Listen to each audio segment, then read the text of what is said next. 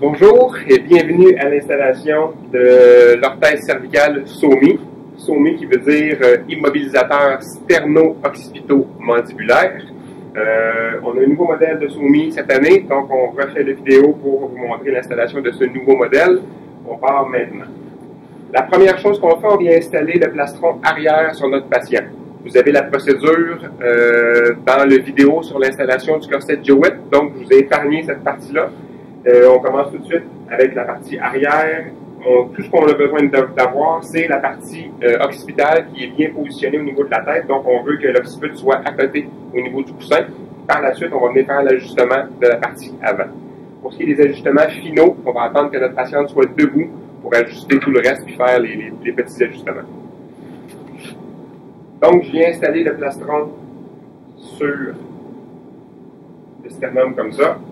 Je viens vérifier pour ce qui est de la hauteur du plastron, je viens vérifier où est la fourchette sternale, puis je dois me retrouver 2 doigts ou un pouce et demi plus bas que la fourchette sternale. Donc je me place comme ça ici. Et je viens écraser, si vous voulez, le plastron sur mon patient, puis je vérifie si mon menton est bien à côté.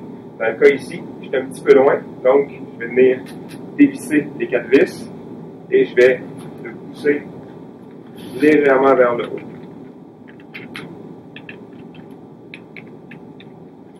Je déplace vers le haut, je revisse les 4 vis et je refais ma vérification.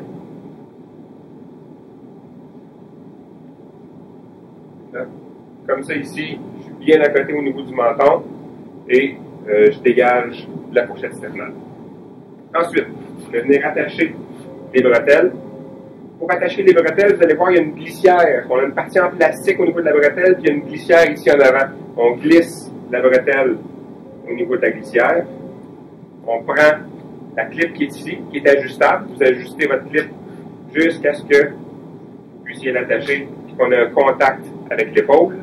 Même chose de l'autre côté.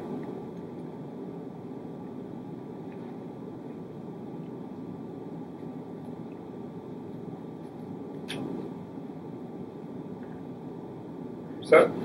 Ensuite, je vais venir peser sur la partie du bas et je vais venir aussi, même chose, ajuster et clipper les 2 clips de chaque côté.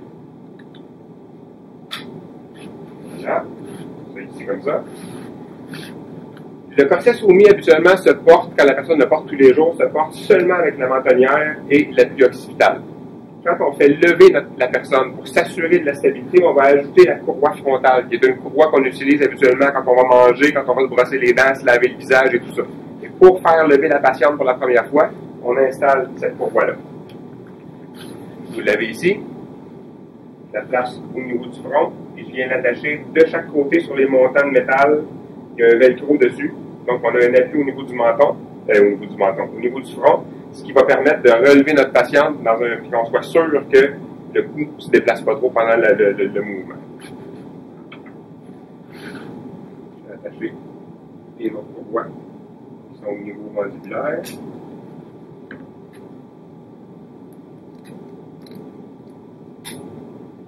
Voilà, comme ça. Je m'assure que j'ai quand même un bon appui. Ici aussi, assez serré. La courroie au niveau du front est en contact. Les yeux qui ont presque ouverts, tout ça. Je sais que j'ai un bon contact au niveau du front. Et là, on va aider notre patiente à se lever.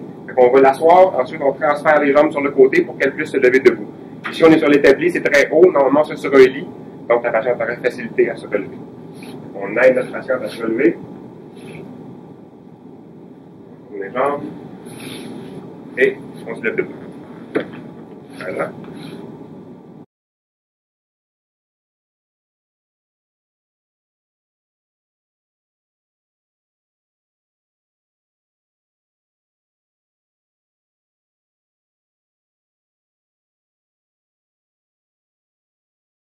Une fois notre patiente debout, on s'assure qu'on a un bon contact au niveau du menton. On s'assure aussi qu'une fois que les clips sont attachés, on ne vient pas faire un contact au niveau de la gorge ici. Si c'est le cas, toujours en s'assurant que la courroie au niveau du front est bien ajustée pour maintenir le cou en place. Délicatement, on va venir détacher, dévisser les 4 vis. On va enlever la mentanière et à l'aide de notre clé à cintrer, on va venir faire notre ajustement. Puis quand vous allez faire votre ajustement, vous vous assurez que les 2 branches ici demeurent parallèles, parce que s'il y en a une qui n'est pas parallèle par rapport à l'autre, vous allez avoir de la difficulté à venir revisser vos 4 vis. C'est bon? Là, mon ajustement a déjà été fait, donc je n'ai pas besoin de le faire, mais c'est quelque chose que vous pourriez avoir à faire. On reclippe. Est-ce que tu es capable d'avaler? Ça va. Donc, je suis capable d'avaler. Normalement, ça veut dire que notre contact au niveau de la gorge n'est pas trop près. Fait qu'on pourrait laisser la mentanière comme ça. Puis, je suis vraiment bien à côté. J'ai l'impression que si j'enlève présentement la mentanière, la tête va pas bouger. Avant de faire ça, je vais venir vérifier, je vais tourner juste un peu, je vais venir vérifier la partie occipitale ici à l'arrière. Je viens juste vérifier avec mon doigt, à savoir si j'ai un contact au niveau de l'occiput. Donc, je viens vraiment avec mon doigt buter en dessous de l'occiput, puis la partie plastique ici en arrière devrait venir s'accoter au niveau de l'occiput. Dans le cas ici, ça a été fait comme il faut, donc je n'ai pas besoin de refaire d'ajustement. Sinon, même étape que la partie avant, on vient dévisser les 4 vis, on change l'angle au niveau de l'appui occipital et on vient réinstaller par la suite. Là, moi, les deux sont bien à côté, ici en avant et au niveau de la mandibule. Donc, je vais pouvoir défaire la partie du front. Voyez-vous, la tête de mon patient n'a pas bougé. On s'assure que le regard est horizontal, donc la tête est bien droite, le regard horizontal. Assurez-vous qu'elle n'est pas penchée par en avant ou par en haut. Au niveau de l'équilibre, c'est pas évident. Puis au niveau de la fatigue des yeux aussi, ça peut faire une grosse différence. Puis normalement, l'alignement du cou devrait être mieux ajusté si vous avez le regard placé à l'horizontale. Je vais demander à la patiente maintenant d'essayer de faire un oui. Elle ne peut pas faire de oui. Si la personne est capable de faire un oui, ça veut dire qu'on n'est pas assez à côté ici à l'avant. Et ensuite, mais ce qu'on vient vérifier, c'est de chaque côté, si moi je viens me placer ici, puis je viens pousser l'appareil vers le haut ou vers le bas, il ne devrait pas y avoir de mouvement. Il ne devrait pas y avoir de mouvement vraiment. Légèrement un peu à l'arrière. Je pourrais peut-être avoir réajusté une petite affaire au niveau de l'occiput, mais sinon, l'installation est terminée. Je revérifie fourchette sternale. J'ai encore mon dégagement. J'ai l'arrêt quand même assez bien serré ici. Il faut demander à la patiente aussi de prendre une grande respiration. Si elle est capable de respirer plein poumon, parfait. Ça veut dire que notre plastron n'est pas trop serré. Je m'assure aussi que de chaque côté, là, j'ai un contact au niveau des épaules. J'en ai un présentement. Les coussins sont bien centrés. C'est tout. Voilà. Vous allez devoir enseigner aussi à votre patient comment faire pour enlever la mentonnière. Si elle veut se laver, manger, brosser ses dents et ainsi de suite. Donc, la plupart du temps, ils vont être avec quelqu'un. On va aussi s'assurer que la personne qui est avec notre patient, notre blessé, comprend bien comment faire l'installation de la bande frontale. Il faut qu'elle soit bien installée parce que si on défait la mentonnière et que la tête n'est pas bien ancrée au niveau du front, bien, la tête va tomber vers l'avant. Puis on va se retrouver avec des blessures supplémentaires. Donc, directement au niveau du front, on garde quand même une bonne tension. On vient s'attacher chaque côté.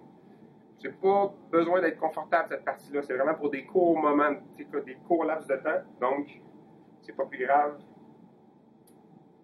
si c'est pas si confortable. Mais au moins, il faut que ça tienne la tête. Je détache mes 2 courroies. Je viens enlever. Je viens dévisser les 4 vis, ce qui va me permettre de glisser la mentonnière vers le bas, comme ça, et voilà, la patiente pourrait manger maintenant. Elle peut ouvrir la bouche, elle peut parler, elle peut brosser ses dents et tout. Quand on a terminé, on refait exactement le contraire, on repousse vers le haut, on s'assure qu'on est bien à côté au niveau de la mentonnière, on revisse nos 4 vis, et on installe nos courroies, et on enlève la courroie au niveau du front. Voilà.